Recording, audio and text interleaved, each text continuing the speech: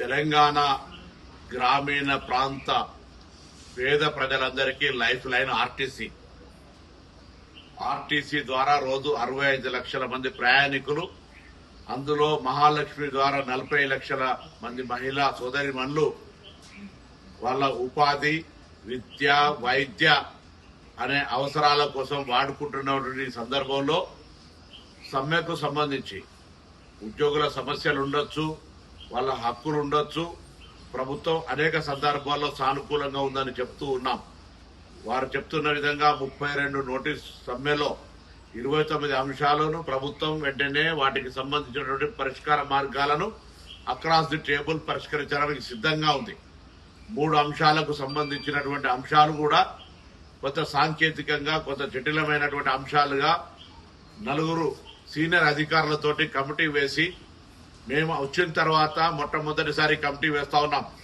ఇప్పటి వరకు వాళ్ళు అంటా ఉన్నారు కమిటీల పేరు మీద కాలయాపన అనేటువంటి గత ప్రభుత్వం అంశం కావచ్చు. ఈ ప్రభుత్వం వచ్చిన తర్వాత ఆర్టీసీ సమస్యల పరిష్కారానికి వేసినటువంటి మొట్టమొదటి కమిటీ, అది కూడా 4 ఉన్నత సంబంధిత అధికారులు 5 గంటల సేపు రాత్రి వింటే కూడా వాటికి సంబంధించినటువంటి మొండి పట్టుకొని చర్చలు జరుగుతుండగానే 9 గంటలు ముగియక ముందే పోయి మేము సమ్మెలో పాల్గొంటామని చెప్పే ప్రయత్నం జరుగుతోంది. దీని వెనుక రాజకీయ కుట్ర ఉంది. గతంలో ప్రభుత్వంలో ఉన్నటువంటి పెద్దలు మొన్నటికి మొన్న కూడా జగిత్యాల సభలో చంద్రశేఖరరావు గారు మహిళల ప్రయాణం ఉచిత పట్ల విమర్శ చేయడం గాని, ఆటోలకు సంబంధించిన అంశం మాట్లాడడం గాని, ఆనాటి సంఘ అధ్యక్షుడు హరీష్ రావు గారు ఈ యొక్క కొత్త టీఆర్ఎస్ పార్టీకి సంబంధించినటువంటి నేరుగా సంబంధం ఉన్న కొత్త కార్మిక సంఘ నాయకులు వాళ్ళ కనుసన్నల లోపల ఈ ఉద్యమ నిర్మాణం చేసేటువంటి ప్రయత్నం చేయడాన్ని యావత్ తెలంగాణలో ఉన్నటువంటి నా కుటుంబ సభ్యులైన ఆర్టీసీ కార్మికులు గమనించాలని కోరుతా ఉన్నాం. ముందు నుంచి ఓర్వలేక మహిళల ప్రయాణాన్ని పూర్తి అవహేళన చేస్తున్నటువంటి వీళ్లు ఇలా ఎట్లనన్నా ఈ ప్రభుత్వానికి మహిళలకు ఉపయోగపడుతున్నటువంటి ఈ సంక్షేమ పథకాన్ని అప్రతిష్ట పాలు చేయాలి, దీన్ని ఇబ్బంది కలిగేయాలి, ప్రభుత్వానికి చెడ్డ పేరు తేవాలనే ఆలోచనతో మాత్రమే చేస్తున్నారు. ఉప ముఖ్యమంత్రి గారితో కూడా మాట్లాడిన ఉప ముఖ్యమంత్రి గారి రాష్ట్రంలో లేకున్నప్పటికీ వారికి సంబంధించిన అన్ని అంశాలను పరిష్కారం చేస్తామని చెప్పినప్పటికీ కూడా ఇదే విధమైనటువంటి మొండి వైఖరితోటి వాళ్ళ వ్యవహారం కొనసాగుతూ ఉంది. నేను మరొకసారి రాష్ట్ర ప్రభుత్వంగా పూర్తిగా సానుకూలంగా ఉన్నామనే మాట చెప్తాను. 2013 బాండ్స్ ఇచ్చినాము, కారుణ్య నియామకాలు తీసుకుంటా ఉన్నాము, కొత్త ఉద్యోగాలు చేస్తా ఉన్నాము, నూతన బస్సులు కొంటా ఉన్నాం. కొంత వాళ్ళు చెప్తా ఉన్నారు పని భారమని. రాష్ట్ర రవాణా శాఖ తక్షణ కార్మిక చట్టాల ప్రకారం మాత్రమే పని తీసుకోవడానికి మేము సిద్ధంగా ఉన్నాం. కానీ 16 గంటలు 18 గంటలు డ్యూటీ చేసి తెల్లవారి హాఫ్ తీసుకోవాలనేటువంటి ఒక విధానం లోపల ఆనవాయితీగా కొనస్తున్నటువంటి పరిస్థితి చేస్తే ఇటీవల యాజమాన్యంతో చర్చలు జరిపినప్పుడు ఈ విధానం ద్వారా 10-12 గంటలు వాహనం కంటిన్యూ నడపాలంటే ఇబ్బంది కాబట్టి మ్యాండేటరీగా ఆ అవర్స్ అనేటువంటి రూల్ స్ట్రిక్ట్ గా ఇంప్లిమెంట్ చేయాలని మేమే ఆలోచన చేస్తున్నాం, మీరు కాదు. పనిని ఎక్కువ శ్రమ తీసుకొని మేమేం శ్రమ దోపిడీ చేయదలుచుకోలే. అటువంటి ఏది ఉన్నా అక్రాస్ టేబుల్ మీద పత్రికలు, ప్రజాస్వామికవాదులు, స్వచ్ఛంద సంఘాల ముద్ర కూడా కూర్చొని మాట్లాడడానికి సిద్ధంగా ఉన్నాం. విలీనము యూనియన్లకు సంబంధించి గవర్నమెంట్ లోపల మళ్లీ చెప్తారు కొంతమంది నాయకులు నా వ్యాఖ్యలను కూడా క్రిటిసిజం చేసేటువంటి ఊరికే అన్పార్లమెంటరీ లాంగ్వేజ్ ఉపయోగించడానికి ఇక్కడ ప్రొవోక్ అయితలేం. ఇలా నేను ఒకటే కోరుతా ఉన్నా, తప్పకుండా గౌరవ ముఖ్యమంత్రి రేవంత్ రెడ్డి గారు, ఉప ముఖ్యమంత్రి గారి నాయకత్వంలో ఆర్టీసీ ప్రజలకు అందుబాటులో ఉండేటువంటి ఒక ప్రయాణ వ్యవస్థగా మారింది. ఆర్థికంగా ప్రభుత్వము నెలకు 300 కోట్లు తగ్గకుండా అవసరం ఉన్నప్పుడు 400 కోట్లు అవసరం ఉన్నప్పుడు ఎంత అంటే తీయడానికి సిద్ధంగా ఉంది. పాత పీఎఫ్ లో బకాయిల్ని తక్కువ చేసుకుంటూ వస్తా ఉన్నాం. సిసిఎస్ ఫండ్స్ తక్కువ చేసుకుంటూ వచ్చి పేమెంట్ చేస్తా ఉన్నాం. పీఆర్సీ ఇచ్చినాం మేము వచ్చిన తర్వాత ఒకటి. ఈ విధంగా అనేక రకాల ఆర్టీసీ కారుణ్య నియామకాలే కాక గతంలో డిస్మిస్ అయిన వాళ్ళకు 3 కమిటీలు అనేసి వాళ్ళందరికి ఉద్యోగాలు ఇచ్చినాం. కాబట్టి నేను మళ్లీ కూడా రాష్ట్ర ప్రభుత్వ పక్షాన్ని విజ్ఞప్తి చేస్తా ఉన్నా, దయచేసి పేద ప్రజలకు లైఫ్ లైన్ అయినటువంటి ఆర్టీసీని నిర్వీర్యం చేసుకోవద్దు. నేనంటా ఉన్నా మీరు చర్చలకు పిలవలేదు, రైట్? సమ్మె విరమించి చర్చలకు రండి, మీ దగ్గర కూర్చొని నేను మాట్లాడడానికి సిద్ధం. మీరు ఒకవైపు సమ్మె కొనసాగిస్తూ చర్చలు మాట్లాడాలంటే ఇది నిన్న కూడా చెప్పాను, మొన్న కూడా చెప్తాను. నేను మీ కుటుంబ సభ్యుడిని, నేను కూడా విద్యార్థి దశ నుంచి వచ్చినటువంటి వాడిని. ప్రభుత్వ పక్షాన మీ పక్షపాతిగా అన్ని అంశాలను ఎక్కడ కూడా నెగటివ్ డిసిషన్ లేకుండా నెగటివ్ ఆలోచన విధానం లేకుండా 2.5 సంవత్సరాలుగా రవాణా శాఖగా ఉన్నాం. ఇవాళ గౌరవ ముఖ్యమంత్రి గారు కూడా ఎప్పటికైనా రవాణా శాఖకు పేద ప్రజల లైఫ్ లైన్ వాళ్ళందరినీ సంక్షేమం బాగా చూసుకోవాలని ఎప్పటికప్పుడు నిధులు రాకపోతే కూడా నిధులకు సంబంధించి ఉప ముఖ్యమంత్రి గారు వారు కలిసి దీనికి సంబంధించినటువంటి ఒక అండగా పేద ప్రజలకు సంబంధించిన రవాణా సౌకర్య వ్యవస్థ బాగుండాలి, అందులో పనిచేస్తున్నటువంటి 40,000 కుటుంబాలు బాగుండాలి, అదేవిధంగా సంస్థ పరిరక్షించబడాలనేటువంటి ఆలోచనతో చేస్తా ఉన్నాను. కాబట్టి నేను మళ్ళీ కోరుతా ఉన్నా, ప్రొటెస్ట్ చేయదలుచుకున్నారు, గవర్నమెంట్ మీద ప్రెషర్ బిల్డప్ చేయదలుచుకున్నారు, తప్పకుండా బస్ డిపోల్లో బస్ స్టాండ్లో ఎక్కడో కూర్చొని నిరసన చెప్పండి. ఏ వ్యవస్థకైనా సామధాన భేదాలు 41 రోజులు చెప్పినాం కదా. అరే 41 రోజులు చెప్తారు, 4 సంవత్సరాలు అయితే 3 సంవత్సరాలు అయితే 2 సంవత్సరాలు అయితేనే సమయకాలం. మొన్న మేము తెలంగాణ ప్రజాపాలన ప్రభుత్వం వేసిన మొట్టమొదటి కమిటీ, ఇప్పటివరకు మేము కమిటీ వేయలే, దాన్ని కూడా రాంగ్ పర్సెప్షన్ క్రియేట్ చేస్తా ఉన్నారు. మేము కమిటీల పేరుగా కాలయాపన చేస్తున్నాం. మేము కమిటీ వేయలేదు, మొట్టమొదటిసారి కమిటీ వేసినాం. 4 వారాల సమయం అడిగినాం. 4 వారాల సమయం అనేది పెద్ద సమయం కాదు.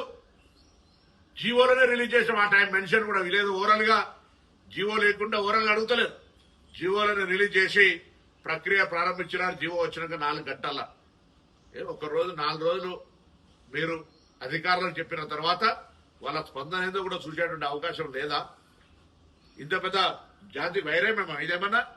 ప్రభుత్వంతో కూర్చొని మాట్లాడాల్సిన కోసం అంశాలన్నింటినీ ఆ విధంగా కాకుండా నేరుగా ఇందులో కొంతమంది రిటైర్ అయినటువంటి ఉద్యమ నాయకులు నాయకత్వం వహిస్తున్నటువంటి వాళ్లకు డెఫినెట్లీ ఈ రోజు నేను కాంగ్రెస్ పార్టీ నాయకుడు కాదు, ప్రభుత్వ పక్షాన్ని ఆరోపణ చేస్తున్నా. గతంలో నాయకత్వం వహించి ఆర్టీసీని నిర్వీర్యం చేసి ఎగ్జిక్యూటివ్ డైరెక్టర్ ని ఎండీగా పెట్టి సమ్మె చేస్తే మొత్తం డిస్మిస్ చేస్తామనేటువంటి మాటలు చెప్పి ఆర్టీసీని పూర్తిగా రోడ్ల పాలు చేసి ఎన్నికలకు ముందు ఇంటెలిజెన్స్ నివేదిక మేరకు ప్రజలు వ్యతిరేకంగా ఉన్నారని ఎటువంటి సంప్రదింపులు లేకుండా ఎటువంటి తోటి నిర్ణయం లేకుండా ఊరికేనే అందులో విలీనం చేసుకుంటున్నామని ప్రకటించిన తర్వాత కనీసం మేనేజింగ్ డైరెక్టర్ కూడా ఆనాడు సజ్జనార్ గారు తెలియకుండా, ప్రిన్సిపల్ సెక్రటరీ తెలియకుండా ఆదరగా నోటిఫికేషన్ 2 రోజుల ముందు విలీనం చేసినటువంటి పరిస్థితి. అవును మ్యానుఫ్యాక్చర్ పెట్టమన్నారు. ఇవాళ కూడా పాజిటివ్ గా ఉన్నాం, నెగటివ్ కాదు. ఇంపాక్ట్స్ చూస్తున్నాం.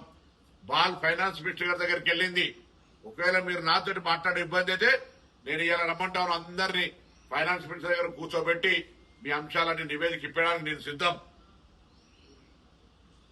పరస్పరమైనటువంటి స్పందన ఉండాలి. నేను రమ్మని ఇంత ఓపెన్ గా ఇన్విటేషన్ చేస్తా ఉన్నా. కూర్చొని ఆర్థిక శాఖ మంత్రి దగ్గర కూర్చోండి. ప్రజలు కూడా అర్థం చేసుకోండి. ఏది ఇలా మహిళలు ఉచితంగా ప్రయాణం చేస్తుంటే ఆ పార్టీకి నచ్చనంత మాత్రాన హరీష్ రావు గారు దానికి సంబంధించిన చంద్రశేఖర్ గారి మాటలు ప్రత్యక్షంగా మీరు అంతా చూసినారు. ఈ వ్యవస్థని అన్యాయమైనట్టుగా మాట్లాడే పరిస్థితి జరుగుతోంది. ఆర్టీసీ మీద కుట్ర జరుపుతా ఉన్నారు. ప్రతి జాగాలో కూడా మీరు చూస్తా ఉన్నారు. ఆర్టీసీ ఒకటే ప్రజలకు సంబంధించిన స్కీమ్ మీద చాలా బాగా కాంగ్రెస్ పార్టీకి పేరు వస్తుందని దీన్ని కూడా ఒక రాజకీయ వ్యూహంగా దీన్ని దెబ్బకొట్టే ప్రయత్నం చేస్తారు. ఇది ప్రజలు అర్థం చేసుకోవాలి, కార్మిక సంఘాలకు సంబంధించిన వాళ్ళు అర్థం చేసుకోవాలి. మేము మళ్లీ చెప్తాను, ఎవరి మీద వ్యక్తిగతంగా ఎవరి మీద సంస్థ పరంగా ఎక్కడ కూడా అంశాల పట్ల వేరే ఇతరత్ర ఆలోచన లేదు. పేద ప్రజల ప్రయాణానికి సంబంధించిన అంశం కాబట్టి తప్పకుండా మరి సంఘాలకు నాయకత్వం వహిస్తున్న వాళ్ళను దృష్టిలో పెట్టుకుని సంస్థ పరిరక్షణ దృష్టిలో పెట్టుకుని ప్రభుత్వం మీకు సానుకూలంగా ఉంది అనేటువంటి అంశాన్ని మనసులో ఉంచుకొని సమస్య పరిష్కారానికి చొరవ తీసుకొని ముందుకు రావాలని కోరుతా ఉన్నాం. యూనియన్స్ కు బులాకే first time in Telangana government of Congress government 4 officers के साथ कमेटी डाले हम लोग. 4 घंटे सुने वो लोग. अभी आतुम बोल के बाहर जाके notice without any notice they strike बोल के कॉल किया है. हम अभी भी तैयार है. ये पब्लिक 65 लाख हर रोज ट्रैवल करने वाला है. उसमें 40 लाख बहन लोग ट्रैवल करते हैं और उन लोगों के सहूलत के लिए आप प्रोटेस्ट बंद करो, स्ट्राइक कॉल ऑफ करो. आप गवर्नमेंट के ऊपर आप लड़ाई कर सकते. गवर्नमेंट से आपको जो 32 का प्रॉमिस है 29 प्रॉमिस अक्रॉस द टेबल बैठ करके अपन चालू करेंगे. जो merging and union and PRC का बात थोड़ा टेक्निकल 4 ऑफिसर्स और डिप्टी सीएम फाइनेंस मिनिस्टर साहब के सामने इश्यू मतलब उसका हल करेंगे. इसीलिए मैं आप सब लोगों से फिर एक बार रिक्वेस्ट करता हूं कि ये आरटीसी कॉमन मैन का एक ट्रैवल का तरीका है, उनके लिए जो लाइफ लाइन है 40 लोग 65 लोग रोज आरटीसी को इस्तेमाल करते हैं। इसलिए आप लोगों को फिर एक बार तेलंगाना सरकार की तरफ से स्ट्राइक कॉल अप करो और हम 32 में 29 इश्यूज को रिजॉल्व करने के लिए तैयार है।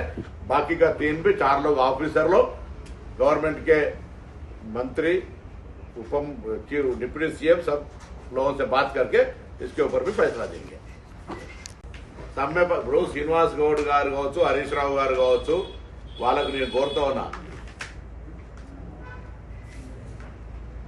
రాక్షసానందం పొందడమో లేతే మహిళలకు సంబంధించినటువంటి ఇంత ఎండాకాలంలో ప్రయాణ పరంగా ఇబ్బందులు కలగజేయడం మీకు సంతోషము, ఈ ప్రభుత్వాన్ని ఇబ్బంది పెట్టడానికి ఇటువంటి ఏ స్థాయికైనా దిగజారుతాం అనుకుంటే అది మీ కర్మ, మీ రాజకీయ మైండ్ సెట్ అటువంటిది.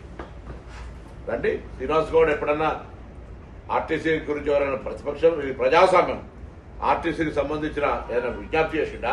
ఇలా నేరుగా సమ్మెకు సంబంధించి సకల జనుల సమ్మె చేస్తున్నాడు. సకల జనుల సమ్మె నీ కొరకు చేసింది కాదు, తెలంగాణ ప్రజల ఆకాంక్ష కొరకు అనేక సందర్భాల్లో అప్రిషియేట్ చేసినాం. దానికి దీనికి సంబంధం ఏమున్నది? వాళ్ళు మాట్లాడుతున్నట్టు వీళ్ళు నేరుగా అందరు రాజకీయాలు, నిన్న కొంతమంది రాజకీయ నాయకులు ప్రకటించారు మద్దతు. వీళ్ళ ఉద్దేశము ఈ ప్రభుత్వానికి మంచి పేరు తెచ్చి ప్రయాణికులకు సౌకర్యాలు కలుగుతూ, ముఖ్యంగా తెలంగాణ అక్కా చెల్లెళ్లకు దాదాపు 300 కోట్ల మంది మహిళలు ఈ ప్రయాణాన్ని వినియోగించుకొని 10,000 కోట్ల ఆర్థికపరమైన లాభం పొందినటువంటి దృష్టిలో ఇటువంటి విధంగా వ్యవహారం చేస్తున్నారు. తెలంగాణ సర్కార్ కే తరఫ్ సే పూరా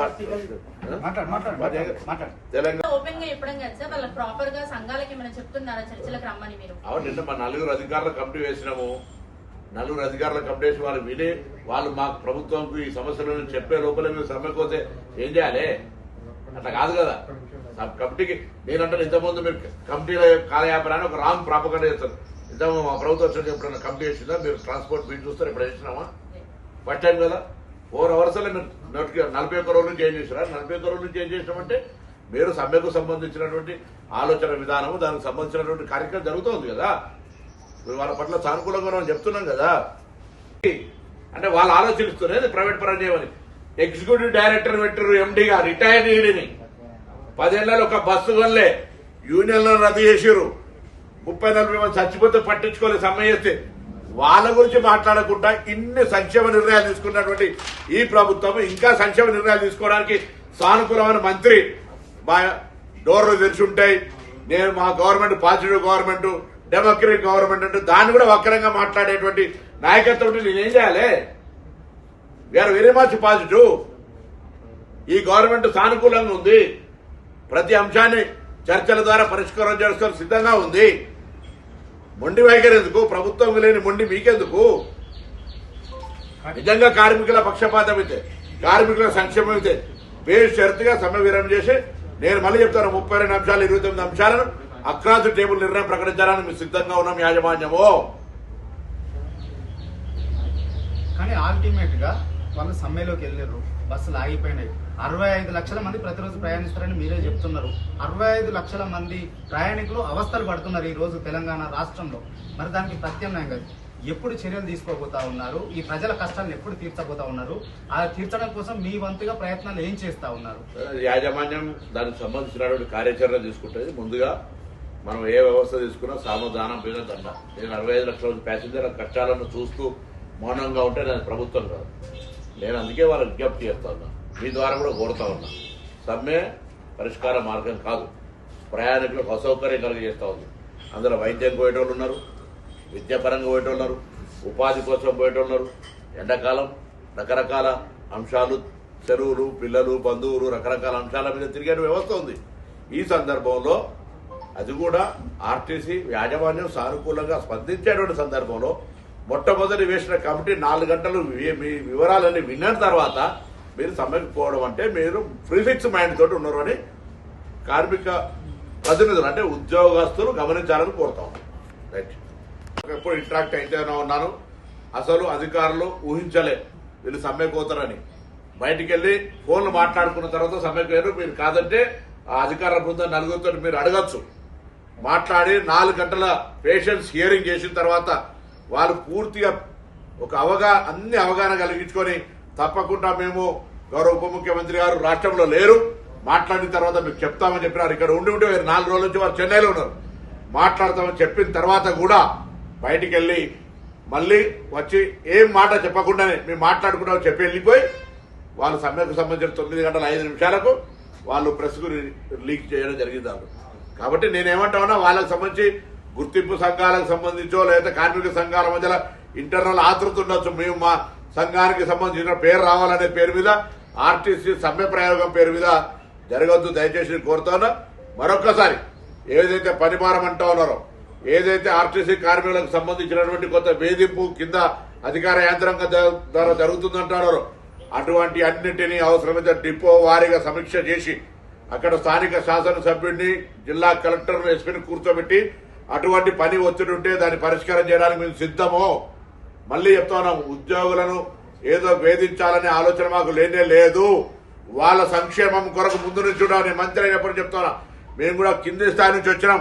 కార్మికులకు సంబంధించిన ఆర్టీసీ సంస్థ యొక్క పని విధానాలు, అందులో పనిచేసేటువంటి కుటుంబాలు అనేకమైనటువంటివి నాకు సన్నిహితంగా ఉన్నటువంటి నా నియోజకవర్గం కావచ్చు, రాష్ట్రం కావచ్చు, 20-30 సంవత్సరాల ప్రజా జీవితం లోపల వాళ్ళతో అనేక సందర్భాలు ఇంటరాక్ట్ అయినాం. కాబట్టి ఎటువంటి 1% కూడా కక్ష సాధింపు కానీ వేధింపు ఆలోచన లేనటువంటి ప్రభుత్వంగా నేను తప్పకుండా ఈ ప్రభుత్వాన్ని అప్రిషియేట్ చేస్తా. నా ముఖ్యమంత్రి గారు కానీ ఉప ముఖ్యమంత్రి గారు కానీ లేదు.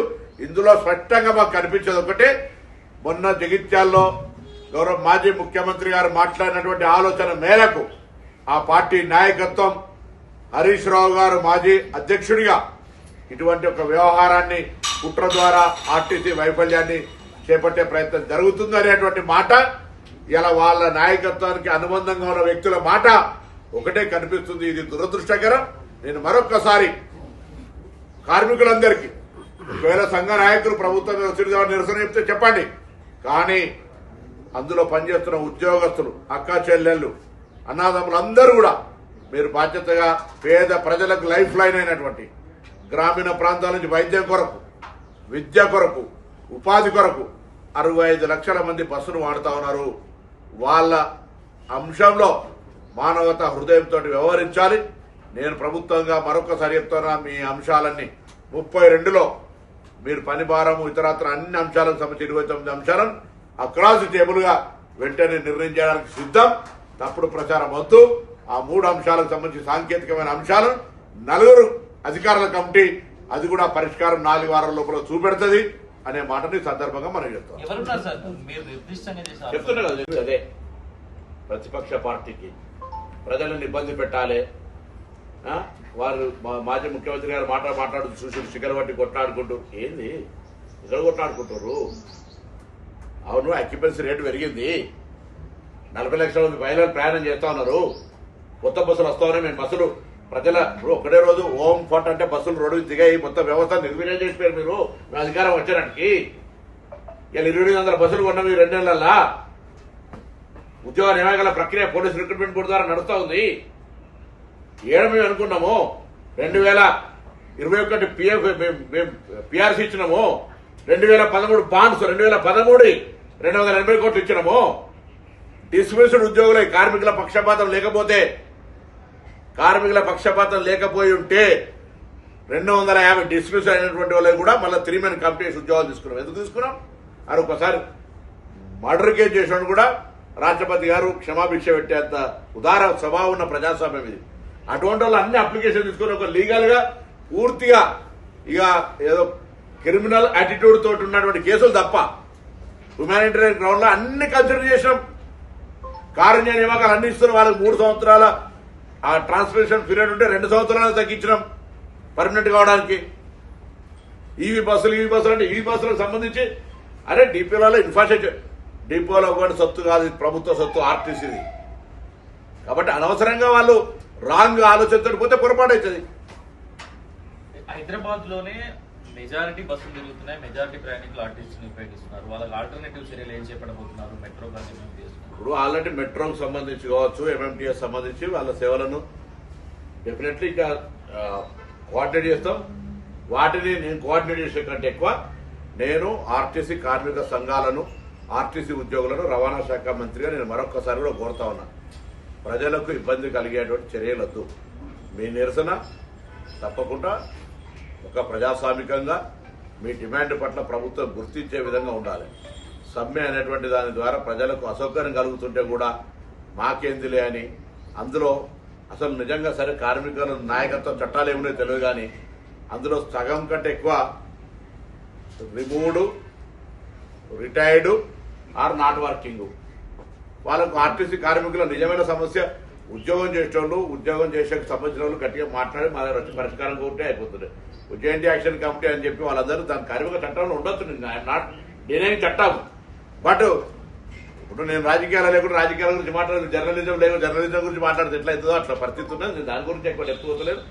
నేను ఒకటే కోరుతా ఉన్నా, దయచేసి నేను చర్చలు రమ్మంటున్నా, పిలుస్తా ఉన్నా చర్చలు రండి. మేము అక్రాస్ ది టేబుల్ రెడీగా ఉన్న పరిష్కారం చేయడానికి మాకే అభ్యంతరం లేదు. మేము కానీ సంఘాల పేరు మీద మేము ఏం చేస్తే అట్లా నడుస్తుంది, ప్రజలను ఇబ్బంది పెడతామంటే ప్రభుత్వం ఎప్పుడు ప్రభుత్వం. కాబట్టి ప్రజలకు అసౌకర్యం కలగకుండా మీ కార్యాచరణ కొనసాగించండి, దానికి సంబంధించి ఏం లేదు. మరొకసారి అందరినీ ఆర్టీసీకి సంబంధించిన ఉద్యోగులను విధుల్లో చేరి వెంటనే ప్రజలకు అసౌకర్యం కలగకుండా చూడమని కోరుతాం. చంద్రశేఖరరావు గారు మాట్లాడినారు, హరీష్ రావు గారు దీని వెనుక ప్రాబల్యము టీఆర్ఎస్ పార్టీ వారం చేస్తుంది. లేకపోతే ఇలా ఎందుకు జరుగుతోంది కార్యక్రమం? ఆర్టీసీ పరంగా మేము ఏం బెనిఫిట్స్ ఇవ్వలేదు, మీకు లిస్ట్ ఇస్తాను. ఇలా 2000 సంబంధించిన 13 పెండింగ్ బాండ్స్ ఇచ్చినాము. 2017 మేము వచ్చిన తర్వాత 2017లో పెండింగ్ ఉన్నటువంటి పీఆర్సీ క్లియర్ చేసినాము. 25 పీఆర్సీ ఇవ్వాలి, 21 పీఆర్సీ ఇవ్వాలి. దానికి సంబంధించి కూడా ఆర్థిక పరంగా భారపడుతుంది. ఇప్పుడిప్పుడే కోలుకొని మూలిగే నక్క మీద తాడి పండు వడద్దనేటువంటి ఆలోచనతో జరుగుతారు. ఎక్కడా పోదు ఒక్క రూపాయి కూడా వాళ్ళకి అందరికి లాభం జరుగుతుంది. మరి దాని తర్వాత ఈ పిఎఫ్ సిసిఎస్ కు రోజు నెలకు ఒక 10 కోట్ల రూపాయల పెండింగ్ అన్ని పేమెంట్ చేస్తా ఉన్నాం. ఇన్ని కార్యక్రమాలు జరగడం కూడా వాళ్ళు అట్లా మాట్లాడితే ఇది దురదృష్టకరం. దీని వెనుక తప్పకుండా రాజకీయ కుట్ర ఉంది. 32 డిమాండ్స్ లలో ఆర్థిక పరంగా లింక్ లేని అంశాలు కూడా ఆర్థిక పరంగా ఉన్నాయి కూడా 29 అంశాలను మేము ముందు ఇలా మళ్ళీ చెప్తా ఉన్నాం. ఆర్థిక పరంగా ఉంటే కూడా ప్రభుత్వం ఆర్థిక పరంగా బరువు మోయడానికి సిద్ధంగా ఉంది. 29 అంశాలను పరిష్కారం చేస్తాము. పీఆర్సీ అనేటువంటిది దానికి సంబంధించి అది కూడా పరిష్కరించాల్సిందే. కమిటీలకు ఏదైతే ఎన్నికలకు సంబంధించో కూడా పరిష్కరించాల్సిందే. విలీనం సంబంధించి కూడా ప్రభుత్వం స్పష్టత ఇవ్వాల్సిందే. నేను వాటి కొంత జటిలము, కొంత దానికి సంబంధించిన చర్చలు, మంచి చెడు, గుడ్ బ్యాడ్ ఏ విధంగా అనేటువంటి అంశానికి సంబంధించి గత కమిటీ పనిచేయలే. గత కమిటీ పనిచేస్తుంది అనుకున్నాం. గత కమిటీ పనిచేయని సందర్భంలో మేముగా కొత్తగా 4 సంబంధం ఉన్నటువంటి అధికారుల ద్వారా మరి కమిటీ కార్యవర్గాన్ని వేసినాం. ఆ కమిటీ నివేదిక ఇచ్చి మీకు సమస్యను చెప్పడానికి సిద్ధంగా ఉన్నప్పుడు కూడా మీరు సమ్మెలోకి వెళ్తే పొరపాటు. మీరు 41 రోజులు ఆగినాం కదా, అరే 41 రోజులకు 4 వారాలకు మునిగిందేంది? 4 వారాలు మీతో అధికారులు సంప్రదింపులు స్టార్ట్ అయినాయి కదా. 41 రోజుల లోపలే సంప్రదింపులు జరుగుతున్నప్పుడు ప్రక్రియ కొనసాగదా? దానికి జవాబు చెప్పి వాళ్ళ ద్వారా ఒత్తిడి చేయడానికి ప్రభుత్వం మీదకు మీకు అవకాశం ఉంది కదా. 4 కూడా మంచి సానుకూల పాజిటివ్ ఆఫీసర్స్, వికాస్ రాజ్ గారు, దాన కిషోర్ గారు, సందీప్ సుల్తానియా గారు, నాగిరెడ్డి గారు. ఒకవేళ ఆర్టీసీ ఎండీగా వారి ఆలోచన వేరున్నా ఈ 3 అధికారులు కూడా వివిధ, ఒక ఆర్థిక మంత్రి, ఆర్థిక శాఖ అధికారి, ఒక కార్మిక శాఖ అధికారి, ఒక రవాణా శాఖ ఉన్నతాధికారి, 3 మీ సంక్షేమం గురించి ఆలోచించేటువంటి వాళ్ళే. మేము లేకపోతే సంబంధం లేని ఎవరినో నియంత్రణలాగా తీసుకొచ్చి పెట్టి మిమ్మల్ని అణచివేయాలని ఆలోచనతో లేమే. డీజీపీని పెట్టలేదు ఇలా మేము, లేదా ఇంకొక కొంతమంది ఆడుకోరు ఉండేటువంటి ఆఫీసర్స్ దీన్ని మేనేజ్ చేయగలిగే వాళ్ళని అట్లా పెడతలేదు. మేము పరిష్కారం చేయాలని ఆలోచనతో ఉన్నాం. మళ్ళీ చెప్తానా, యావత్ తెలంగాణ ప్రజలకు కూడా నేను చెప్పదలుచుకున్నాను. 32 అంశాల్లో సాంకేతికమైనటువంటి ఆర్థిక పరంగా హెచ్చుగా బరువు పడేటువంటి పీఆర్సీ యూనియన్స్, యూనియన్స్ కు సంబంధించి లేదా ఈరోజు విలీనం 1వ తారీఖు జీతాలు ఇస్తా ఉన్నాం, పెండింగ్ అని చేసుకొని పోతా ఉన్నాం. ఆయన ఆధారపాధాలుగా చేసిన దాన్ని ఎన్నికల ముందర 50,000 కుటుంబాలు వ్యతిరేకంగా ఉన్నాయి కాబట్టి అని ఇంటెలిజెన్స్ నివేదికకు నోటిఫికేషన్ వచ్చినాక 9 తారీఖు నాడు 9 నెలల ఇవన్నీ చేసినప్పుడు కొత్త వ్యవస్థ ఉన్నది.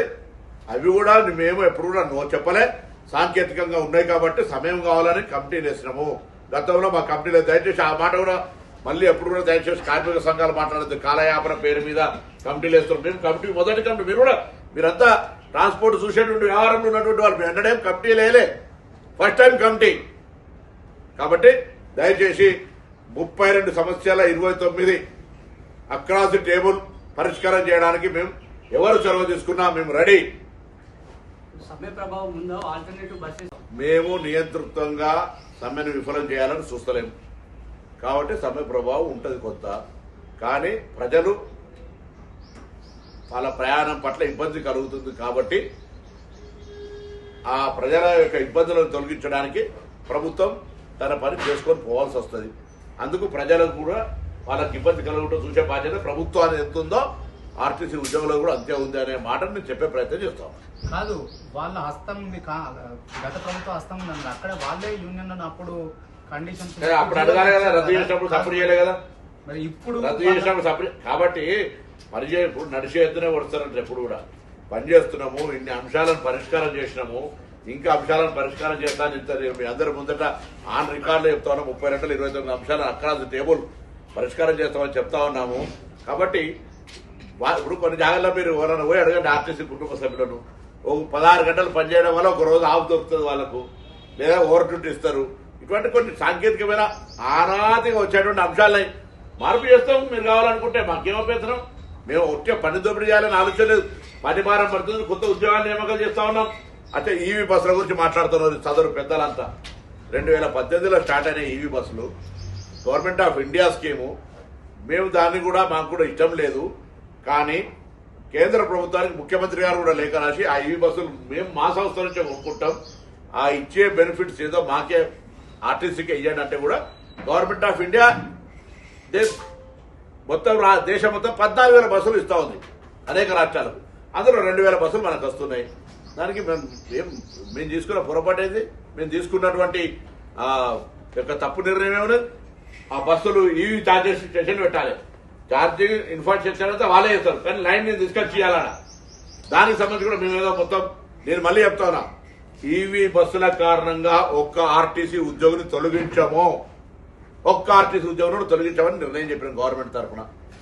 ఇంటర్నల్ ఒక ట్రాన్స్ఫార్మింగ్ అయినప్పుడు కొంత అడ్జస్ట్మెంట్ జరుగుతాయి కావచ్చు అంతే తప్ప మేము ఈవీ బస్సులు కొంటున్నాయని మేమేం ఈవీ బస్సులకు సంబంధించినటువంటి కొత్తగా మీ మీద పాలసీ తీసుకొచ్చినట్టు మాట్లాడుతున్నారు. సదరు ఆనాటి పార్టీకి సంబంధించినటువంటి అనుబంధం ఉన్న నాయకులే మాట్లాడాలి. అంగీలిడిసి ఎట్లయితే సాధ్యమైతే ఇది ఇలా కొత్త ఈవీ బస్సులు ఎప్పటి నుంచి నడుస్తున్నాయి?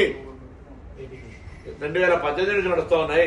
ఇప్పుడు మేము హైదరాబాద్ను కాపాడడానికి, అది కూడా హైదరాబాద్ సంబంధించి కొత్త ఇంటర్ డిస్ట్రిక్ట్స్ ఉన్నాయి, కరీంనగర్, నిజామాబాద్, వరంగల్, సూర్యాపేట, నల్గొండ, ఇటువంటి దగ్గర నుంచి ఈవీ బస్సులు ఇంటర్ డిస్ట్రిక్ట్ అక్కడ ఎక్కినట్టు ఇక్కడ దిగుతాయి, ఇక్కడ ఎక్కినట్టు అక్కడ దిగుతుంది.